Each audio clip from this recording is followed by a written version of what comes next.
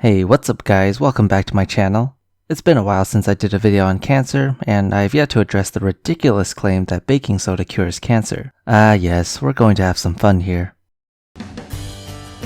Oncologists don't like baking soda cancer treatment because it's too effective and too cheap. What is with all these videos that claim whatever cures cancer using a robotic voice? It seems to be a trend with you guys. Not saying I mind it, I just find it interesting. Baking soda is used for many things, but did you know it could be used to treat cancer? How astonishing is that?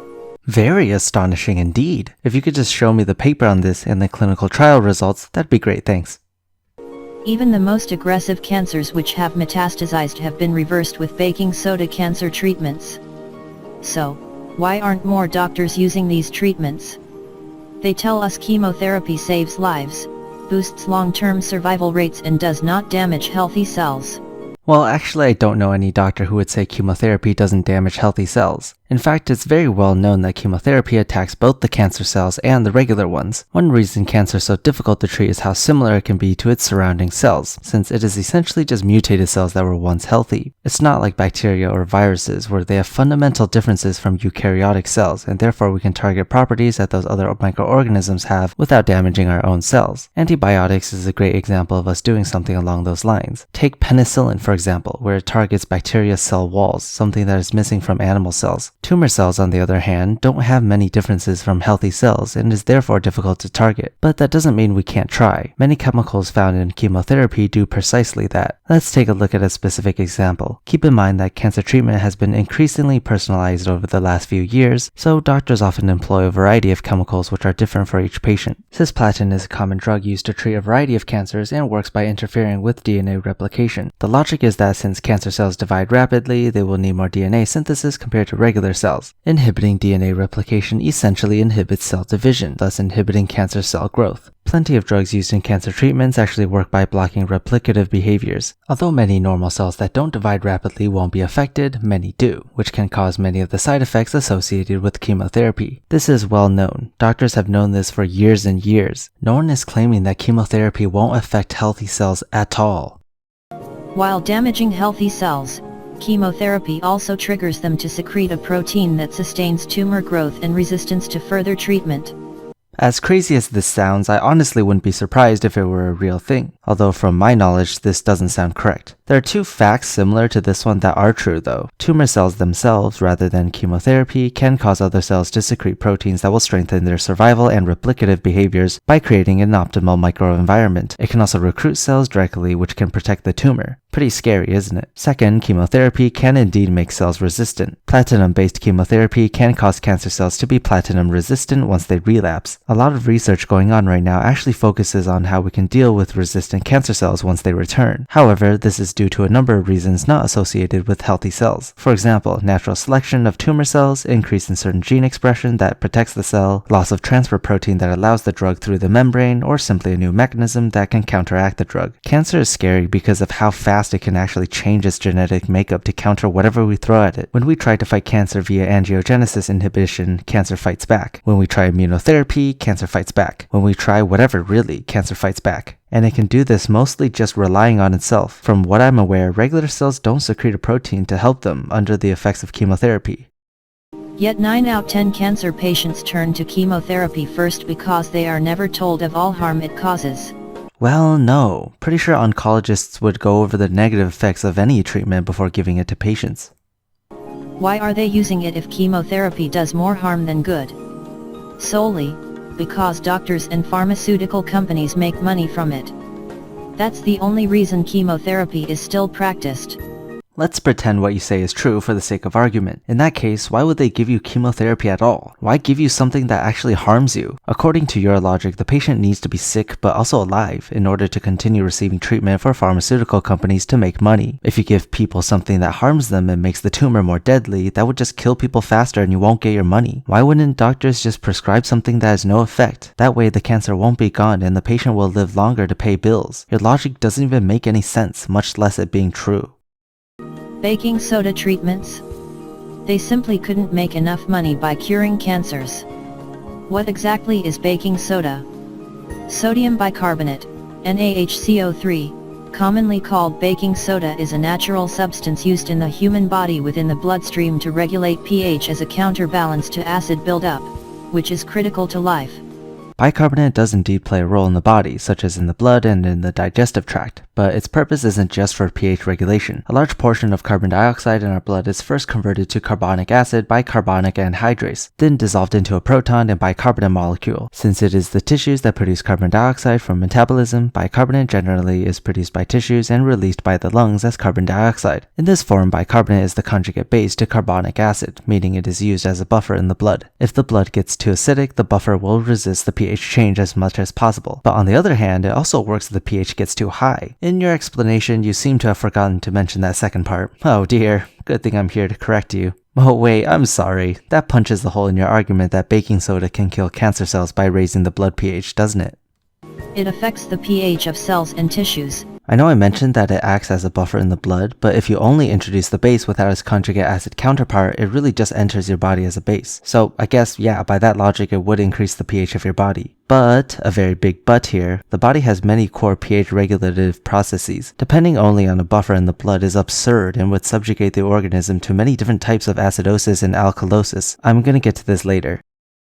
Balances cell voltage. Yes, but it's much more complicated than just saying balancing cell voltage. Like, what exactly do you mean by balancing cell voltage? Cells go through many different membrane voltage potentials and it varies depending on activity. This is heavily controlled through various ion concentration differences between the inside and outside of the cell. There's no doubt that the majority of what determines cell membrane voltage is through the movement of sodium and potassium ions. Don't get me wrong, that doesn't mean bicarbonate doesn't play a role at all. For example, the efflux of HCl3- at GABA A receptors can cause an excitatory effect for action potentials, but essentially any effect of consuming baking soda would possibly be an increase in bicarbonate levels in the blood. From any understanding of science, one would really question how that has any significant effect on cell voltage. Of course, if you get into any of the advanced science of any compound, you would realize they generally have a secondary effect separate from our broad understanding of physiology. I found multiple papers online that detail exactly that, but they have hardly anything to do with quote-unquote balancing cell voltage, but rather stimulating cells in various ways that can possibly treat some diseases if controlled properly, through the manipulation of action potentials, for example. But all in all, there isn't just a balancing point in which cell voltage is the most optimal. It's the way it changes, the way it connects to the biochemical processes of cells, and how it is utilized for cell function that creates the optimal signaling condition. This claim that the alternative medicine proponent provided is hardly on the basis of reality.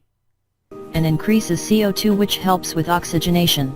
Let's think about this for a second. Our breathing rates are actually mostly determined by the levels of carbonic acid and a little bit of oxygen, which a lot of people actually don't know. Ventilation rates are determined mostly in the medulla oblongata and the pons, although there are multiple different sites that each play a role in determining breathing rates. The central chemoreceptors, for example, receive signals from pH change, which is affected by carbonic acid levels. If too much carbon dioxide is building up, more carbonic acid is produced, which slightly lowers blood pH levels, which is picked up by the central chemoreceptors, resulting in increased ventilation rates. If you ingest a lot of baking soda, from the alternative medicine proponent's point of view, this is just a conjugate form of carbonic acid, which supposedly will lower the blood pH levels to increase oxygenation levels from inclined breathing rates. However, this is only possible from the addition of a proton, since remember, bicarbonate is the conjugate base to carbonic acid. You need a hydrogen atom to turn it into an acid. As a result, bicarbonate serves to slightly increase the blood pH, but not by too much, since there are mechanisms of control like I mentioned earlier, which would in fact have the opposite effect of oxygenation, since breathing rates would be slowed down if anything. Whoops, kinda messed up there, didn't you? Sodium bicarbonate can be utilized as a first line of defense for a vast range of sickness including cancer, flu, diabetes, kidney disease, and even the common cold. First line of defense? I don't think so. How baking soda can help cure cancer. Alright, a long explanation is coming up, so I'm gonna let the video roll for a bit. Basically, malignant tumors represent masses of rapidly growing cells. The rapid rate of growth experienced by these cells means that cellular metabolism also proceeds at very high rates.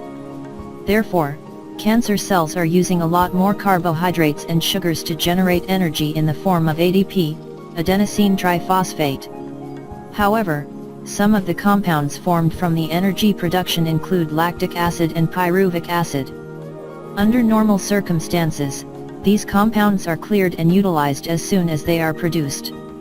But cancer cells are experiencing metabolism at a much faster rate. Therefore, these organic acid accumulate in the immediate environment of the tumor.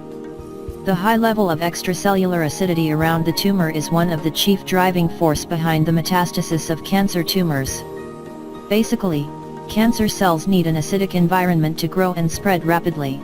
Well, no. You referenced the Warburg effect, which is pretty impressive, I must say, but you didn't really even explain its findings. The Warburg effect is an observed metabolism pattern of cancer cells, that they tend to undergo anaerobic respiration via lactate fermentation rather than aerobic respiration. I guess it really doesn't matter too much for your argument. However, it's the metabolism of cancer that causes the immediate local environment to be slightly acidic, not the acidity that causes cancer cells to metabolize via the Warburg effect. Tumor cells survive best in their own little manipulated microenvironment of host cells that feed it, and this is much more significant than any pH drops, if there's any effect at all.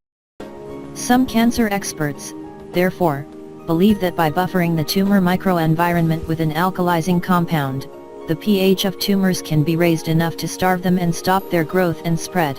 So here's my last explanation for the video, and it's why ingesting something like baking soda wouldn't really have an effect on pH level. First of all, let me get this straight. Yes, a high pH level is toxic to cancer cells, but it is also toxic to healthy cells, and you'd have to eat a lot of baking soda before you get to that level, and even after, it's not going to specifically target tumors. The body's pH is tightly regulated to about 7.35ish to 7.4 about, and it does this through two main mechanisms. First, the body regulates the partial pressure of carbon dioxide in the blood. Since carbon dioxide mostly resides as carbonic acid in the blood, a greater partial pressure of CO2 would mean a greater acidity. Like I mentioned earlier in the video, central chemoreceptors in the medulla oblongata will adjust breathing rates according to blood pH. If the pH drops, breathing is increased, which releases more carbon dioxide and thus raises the pH of the blood through elimination of carbonic acid. If the pH increases, breathing slows down and the blood acidity returns to normal. That's the ventilation method that is used to maintain blood pH. The second method is through the kidneys. In short, upon a significant change of pH, the kidneys can regulate hydrogen ions and bicarbonate to bring it back to normal. Overall, these two methods will block any changes you might try to make to your own body's pH, such as ingesting baking soda, for example. That doesn't mean your body can make up for any pH alterations you give it, though. That's why it's still possible to get acidosis or alkalosis. But yeah, you're probably better off trying other potential treatments for cancer. Anyway, that's my time. I hope you enjoyed the video and learned a thing or two from it. Stay skeptical of anyone promising a definite cancer cure.